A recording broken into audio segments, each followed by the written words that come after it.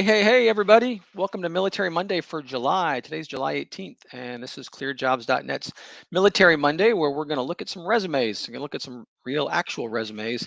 I'm going to kind of give them a once over, give them a critique, the goods and the bads, and talk about things. My name is Bob Wheeler. I'm here at ClearedJobs.Net. I've been working for ClearedJobs.Net since I got out of the Navy back in 2014. So I did 20 years in the Navy. My last 3 years as a military doctor recruiter, recruited physicians and dentists and things like that. And I kind of parlayed that into my position here as a senior account rep, but also part of our veteran outreach folks, where we do a lot of coaching for things like this. So over the years, we have been doing Military Mondays, and on occasion, we do these things where we look at resumes.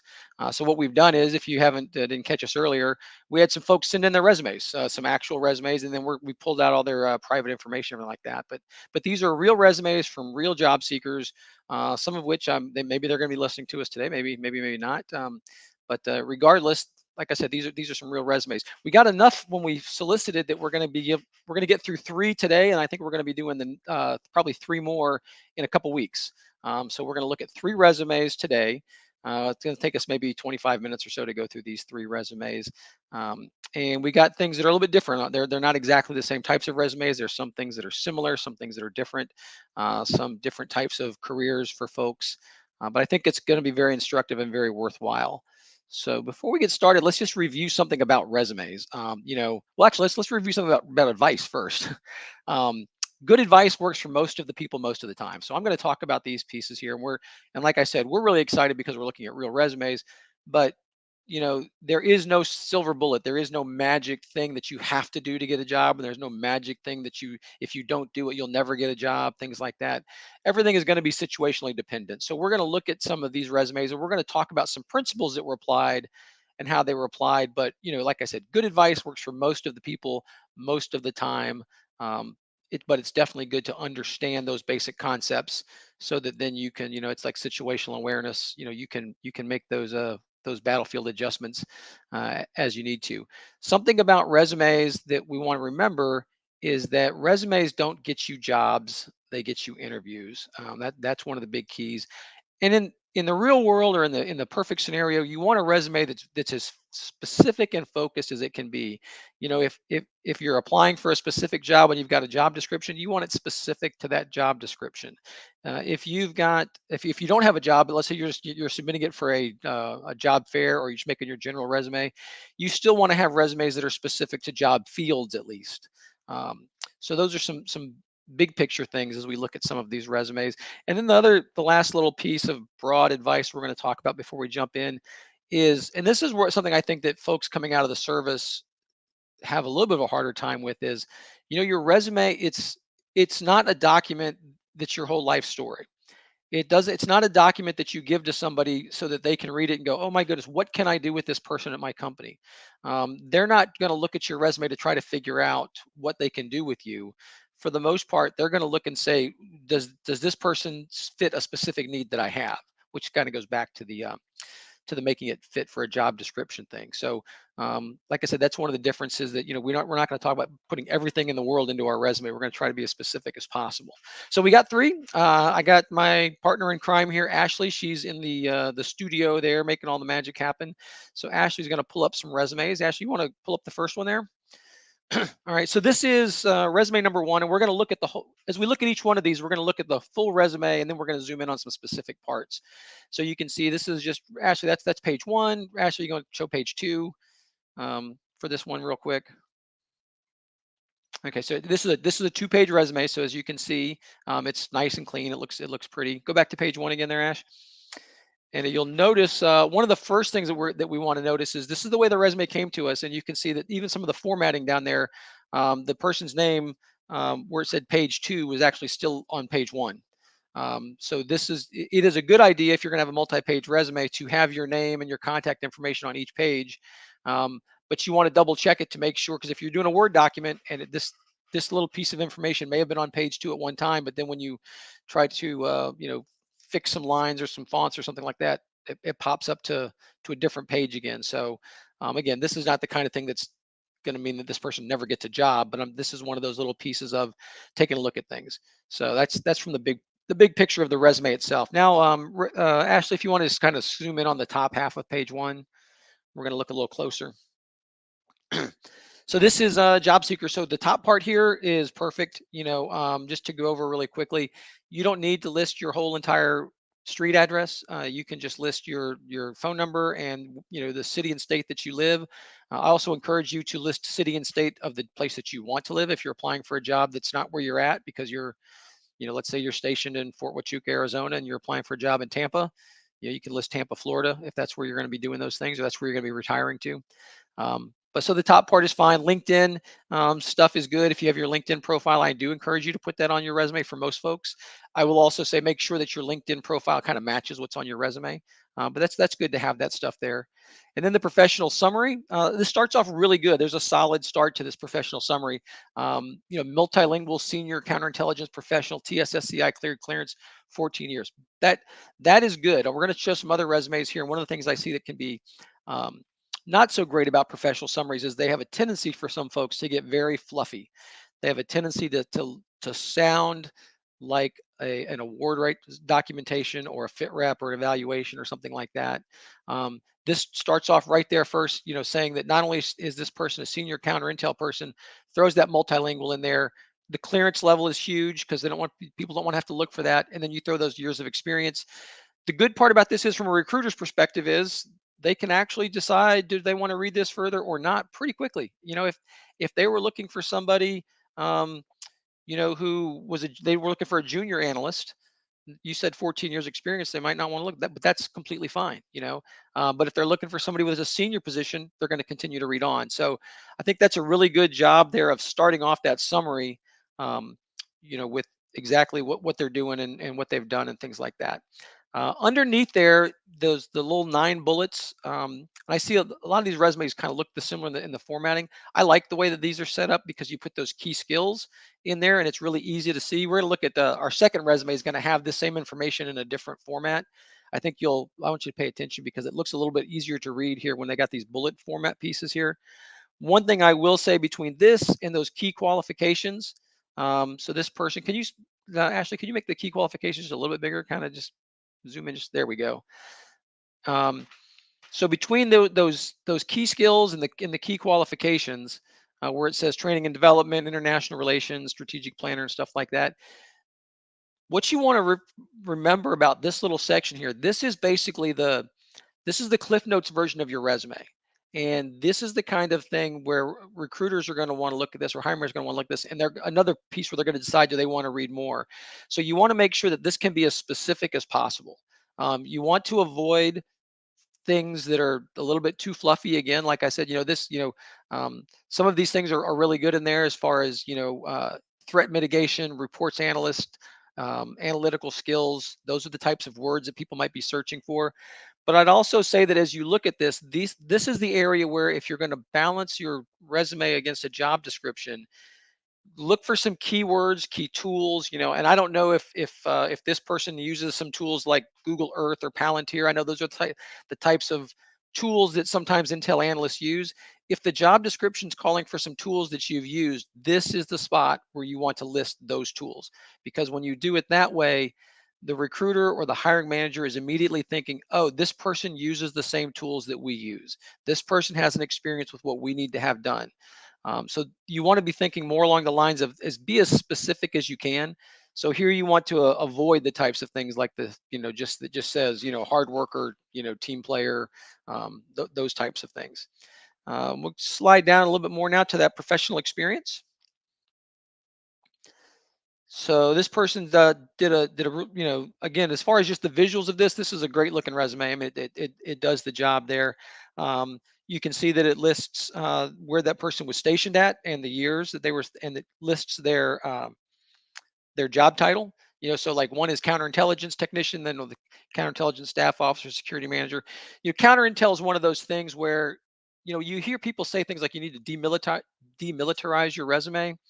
But counter intel is one of those fields where you don't need to do that quite as much, because if you're looking at a government contracting job, you're going to be leaning into some of that military experience. But even then, what this person did that was really good was they laid out like where it says human intelligence or human. It's on the like the second line of the first section there. Ashley, if you highlight that, I don't know if you can highlight it or not, but spelling out your acronyms. It also lists things like multi-force and observer down in the second section there, and it says MFO, listing those things. There's a couple reasons you want to do that. Break out your acronyms. Reason number one you want to do that is because maybe not everybody knows even what they're looking at or what you did, even if they're actually working for another government organization.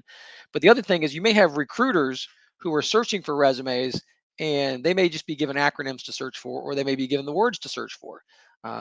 Funny thing, I was doing some prep for this work, and there's lots of resumes even in our database, and there's some jobs in our database where counterintelligence is listed as one word and sometimes it's listed as two words. So it's just whichever way that they're going to list things in their job description, that's the way you want to list it on your resumes there too.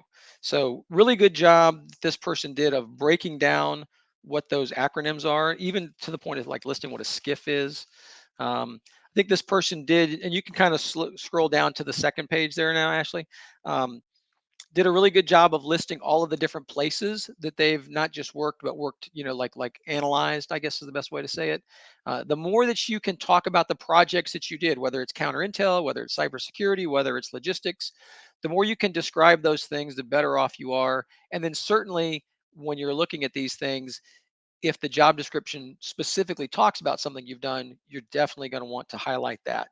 Um, so the only other piece here, if you want to zoom in a little bit more, Ashley, and go down to the bottom, the very bottom of the resume here, some of the stuff that's listed on the bottom down here might be the type of stuff you might want to move towards the top. In that section that we looked at earlier that had the key skills and things like that, if you've got some specific software or some specific tools you've used, again, you just might want to think about just moving those up there and replacing some of this stuff with the thing that just says that you're a hard worker or results oriented or something that's like that. Um, I think languages that you do is another piece up there. You highlighted that you're multilingual at the top, which was good. Anytime that you're multilingual with anything, I mean, obviously as an Intel analyst, it's even more impressive, not impressive, but more useful for certain things. But anytime that you're multilingual, I would list that up at the top actually of your resume so that people see it, because um, not everybody's going to read all the way to the bottom of your resume. That's just the fact. So that is resume number one. All right. So now we're going to jump over to our second one here of Joe Job Seeker. So we're going to look at Joe Job Seeker, and you can see Joe Job Seeker. We're going to look at the whole resume as a piece of work first. There is page one. There's page two. You can see it's relatively similar to um, to what we saw in resume number one. This is what we're seeing a lot of. I don't know if it's coming exactly out of the TAP class or if there's just a good template out there, but it works as far as the visuals of it pretty well. You can see same stuff at the top there, name and address, LinkedIn, stuff like that.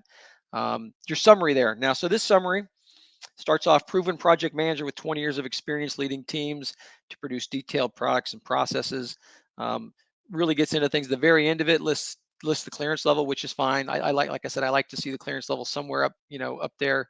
Um, the difference here, if you look at this is the compared to the first resume, this one lists some key skills as well, but by doing it in this manner, it's a little bit harder to kind of read as far as what things you're looking, that the person has. So I just tend to like the bulleted thing better. Again, this is not the kind of thing that's going to mean that Joe Job Seeker gets the job and Jane Job Seeker doesn't. But as far as just making it as easy as possible to read, I think the bullets work a little bit better. I don't think you need to have more than 9 or 12 at the most if you can, but don't feel like you got to fill those up again. Like I said, with fluff, you really want to try to highlight some things here, um, that are meaningful. As an example on here, this particular resume, we're going to get to the very bottom of it later, but this person's got a PMP, a project management professional certification. I would find a way to highlight, even though it says up here, project management professional. Um, Nothing in here, as I first read this, screams that you've got the cert. Until I got to the very, very end of the resume, I would list PMP certified up there right towards the top, because a lot of jobs, this is either A, it's a differentiator, or B, sometimes it's a requirement. So you don't want to kind of beat around the bush on those types of things. Um, Speaking of certifications, if you're working on a certification, so people ask this question: should I still put it on my resume? Yeah, you should if you're working on it. Let's say that this person was expecting to get their PMP certification, September of 2022. I would say PMP certified, expected date September 2022, because that's better than nothing. It might keep you in the loop on some things because you're about to get it. But certainly you don't want to bury that too much down towards the bottom. So I would think about moving that up a little bit higher. Um, this person here is a 20-year professional with doing running project management type stuff. If we go down and look at some of the work experience there, again, pretty standard as far as the way that it's laid out here. Um, as I looked at these things, Ashley, can you make it even a little bigger? I'm not sure how much bigger you can make it. A little bit bigger. If we can read a little bit more there. Just as we look at some of this, it talks about oversight of multiple project teams, responsible for developing and maintaining project communications plans with key stakeholders. Um, as we got down into some of the more bulleted things, develop scalable projects. Some things about these pieces I thought were really good. Some things are just a little bit vague. And I get that sometimes when you're dealing with cleared things, you can't describe things very much. But the more that you can describe what the project was and what it did, especially as a project manager, the better off you're going to be, because you really want to make that connection. You don't want to be too vague. And I think a lot of times when you come out of the military, I think the mistake that we make in the service sometimes is we like to describe the nature of our job, because in the military that tells you, quote, how important you were. If you describe that you were a senior advisor to a commanding officer that led 2,000 Marines, or if you were the operations officer that led 5,000 Marines into combat or something like that. um, that's what we do in the military a lot of times, and so we end up focusing on what the nature of the job was, but it doesn't really tell us exactly what we did specifically. um, so that's something you want to really focus on. Actually, this person though does do a pretty good job of some of that stuff. The bottom two bullets of the first section mention things like reduction in delays of the project delivery by 50%. The other one, scheduled templates led to accomplishment milestones by over 100%. So, um, so that can be good. These are what they call star statements, especially back in the transition class. The task, the action, the result, and stuff like that. So those are good examples of doing those types of things. I think also what else I like about this resume that was something to think about. If you go down to the next set of bullets, the Department of Defense Division Head, Current Operations Division. This person does a good job of bringing in a few things that we might not think about. Talks about the budgetary process. He developed and employed a new budget process. Reduced expenditures by 20%. So that's something good. A lot of times when you're in the military, you don't necessarily get a chance to affect budgets, and you certainly aren't affecting profit and loss, which is something that people focus on in the outside world. But at least bringing in the budgets that you're used to dealing with large numbers, in budgets and processes, that's a good thing. Also, this person led a division through COVID-19 mandated manning reductions. Hey, COVID-19 was real, and it affected lots of people. Don't neglect some of those things that you may have done, especially as a project manager or as a leader or in an operational unit, an environment that you worked in, to bring that stuff up. That's the kind of thing that you should have on there. Going down to page two at the very top.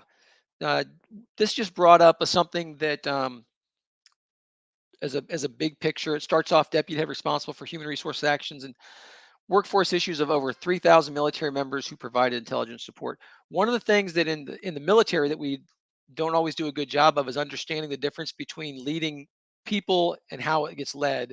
Um, there's the term that we use in the outside is called direct reports. And so even if you are, let's say that you're an infantry battalion commander and you've got 1,000 troops underneath you, you're not really leading 1,000 people so much as you have an S1 officer, an S2 officer, an S3 officer. You have basically 4 or 5 direct reports, and then you're managing managers who are also managing other managers. The way it all the way works down, you all the way down to that strategic corporal type thing. So instead of wrapping yourself around big numbers, you want to be able to tell stories about the relationships that you had. If you're that high up of a level, you're managing a program, not necessarily managing that many people. Um, and to be able to describe those different direct reports that you had, or people that report directly to you, is the way that it goes. We did if you go back to our YouTube channel, just last Military Monday, we interviewed a guy by the name of Joe Pascal about project management, and he talks about that all the time about how, even his job of going from being a lieutenant colonel in the Marine Corps with 1,000 Marines, it was actually harder, he would say, for the first time he was a project manager managing just, like 25 people, because just the way how different it was. So don't get wrapped around the axle on having a big number. Think about what a real direct report is. And then if we slide down here, the very bottom of this resume, education, certifications, good stuff. Just to kind of talk about education and certs. If you and we're going to kind of lean into this on the next resume. This is going to play into the next resume even more so. But if you have experience, your education is just fine down at the bottom. This person's got 20 years of experience. He or she could talk about the 20 years of the project management, the stuff that they've done. So the fact that they've got the education is not what you're going to lead with. I will say, though, that when we talk about program management, and this was something else that I made notes on in this particular resume, this person got a degree in cybersecurity in 2016. Program management, project management type thing is what they want to do or what they're doing. You want to make sure that you're also tying your bullets into, the cybersecurity world. Program and project management doesn't just kind of apply all over the place. So making sure that you're highlighting, if you've got any other certifications besides the management stuff, if you've got any kind of technical things, you throw those in there too. But some of these certs would be those types of things too that would be back up instead of at the very bottom, highlighting up at the top where those key skills were: PMP, Agile Certified Practitioner, Lean Six Sigma. If you're a project manager, these are really big things in your world. Um, so, but like I said, this is not, none of these resumes are bad resumes. There's nothing in here on either one of these resumes that is something that is screaming as like somebody's all messed up or not going to get a job. So good advice is good for most people most of the time. Now, Ashley, we got a few more minutes left. We're going to go to the last one. All right, so we're going to look at this one, page 1 and page 2 a little bit. So there's page 1, and you want to look at page 2 real quick, Ashley? So this is one of these new wave resumes. So this is a good one to talk about too, because this is obviously a very different format. And before we zoom in on it, I will say a couple things about these new formats. If you talk to somebody 5 or 6 years ago, or definitely 10 years ago, they would have told you, do not use a resume like this because it's going to not go through the applicant tracking system scanner very well. It's not going to get keywords picked up. And 10 years ago, definitely 5 years ago, still in a lot of places, that was the case. And I would definitely tell people back then not to do this at all. At this point, I wouldn't tell you not to do it because most applicant tracking systems are better than they used to be. I mean, because the recruiters really do want to find people. But by the same token, I would still caution people against doing this particular resume. When I went to print it out, by the way, when it came in, I lost about a quarter inch of the left hand side when it printed. So we had to save it as an Adobe so we could make it into this, because it had funky margins on it. So that's one piece about these things. Again, I'm not trying to scare you off and say you should never do this, that it's going to screw you for the rest of your career. But I would say that unless there's a particular reason, I'm not sure that this is the best way to do things. But let's zoom in and take a look at this particular resume. This is also an interesting resume because this is somebody who, based upon what I can read here, looks like they are somebody who's going from kind of one field to another. Look, their current job is a tool and parts attendant out in San Diego. But when you read closer about their profile, it gets into that this person is a recent information systems cybersecurity college graduate. So this is somebody, and you see this a lot with people trying to go from one piece to another. So big picture wise, when you're trying to do this, this is where I would actually try to move some of your education and stuff up a little higher. This is, you wouldn't want to bury that cybersecurity information down at the bottom. You'd want to put that up towards the top. And on the left hand side, and actually you might want to unzoom on this one a little bit to make it, we can see the whole front page. This whole left side underneath the profile, there's areas of expertise, which lists management, leadership, project management, communications. Those are all soft skills. That's all the kind of stuff that you probably got as an NCO in the Marine Corps, right? Then you go all the way down to the bottom of the first page underneath his education. and you start to see technical skills. And the technical skills, now you're seeing Java, HTML, PowerShell, AWS, SharePoint, certifications for Net Plus and Security Plus. This stuff is actually more important if you're trying to get into the cybersecurity world than those soft skills that you listed up front. So I would take this technical skills part, and I would move it. I would almost just switch those places. Um, put your soft skills at least down towards the bottom if you plan on doing it this way. um, One of the other things is, as I look at this resume, the person did a pretty good job of trying to, if you zoom in actually to the first part, their tools and parts attendant job description there. At least there was some things here where that person said that they conducted some technical analysis of IT requirements and mentioned IT requirements and things like that. If you're trying to move from one field to another, this is where you got to kind of, sometimes you might want to throw out some of the things that you might have done that were the most important to that job, but not important to the job you're trying to get. So this person would want to lean into anything IT that they may have done. Um, the other thing is, you'd mentioned that in the profile that the person's got, how do they put it? Collegiate experience in vulnerability and pen testing. I'd want to see that in the resume here. You can describe something if you're going to school for things. You can describe projects that you've worked on. Just instead of right above this tools and parts attendant job, you could put, attending classes at XYZ school. Cybersecurity dates from this date to present, or from this date to the next date.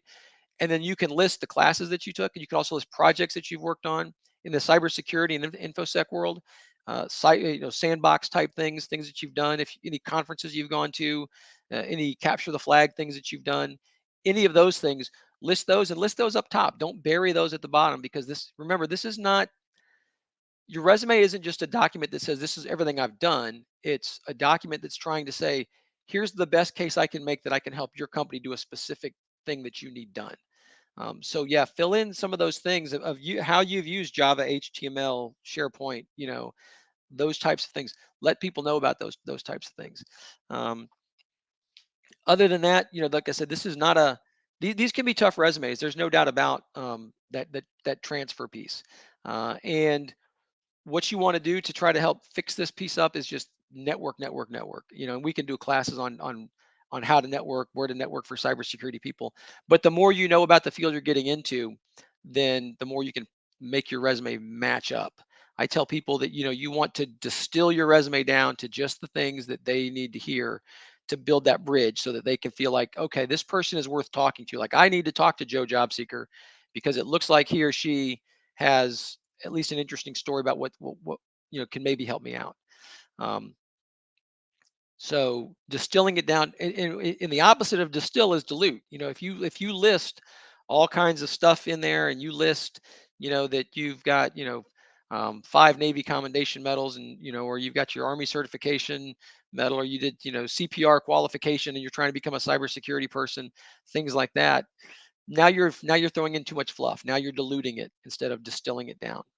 So I hope this was a good help for some folks. Like I said, there is no magic resume. We're going to look at 3 more in a couple weeks, but there is no magic bullet. There is no single way to do things. But the more you look at resumes, and the more that you can understand, how it tries to tell the story, um, then the better off you're going to be. I think that's the better off that you're going to be. So if you would like to have your resume considered, you can reach out to us at Military Monday at ClearedJobs.net. That's Military Monday singular at ClearedJobs.net.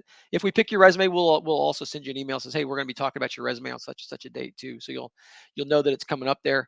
The other thing that you can check out for, resumes wise, ClearedJobs.net, besides being a great job board for people with security clearances, where recruiters are on there searching for resumes, hitting keywords and stuff like that. You can also join us for job fairs. We just had a virtual job fair. Last week we had like 473 job seekers that were there, registered for it. We had 20 companies. Big time success for the virtual event. The things we've got coming up in the near future are pretty specific. Actually, we've got one coming up on August the 3rd, which is in San Antonio, Texas. No, August the 3rd is near St. Louis. I'm sorry, for cybersecurity. So if you're in the Scott Air Force Base area, we've got an event for cybersecurity talent. That's August the 3rd. August the 10th is in San Antonio, Texas, for all clearances. Then over the horizon. September, first week of September, we've got one in near Fort Meade for poly-cleared folks. But you can always find all of our events on the job fair list. If you want to hook up with me, I'm on LinkedIn. I'm happy to talk to any veteran, any job seeker out there. You can find me, Bob Wheeler.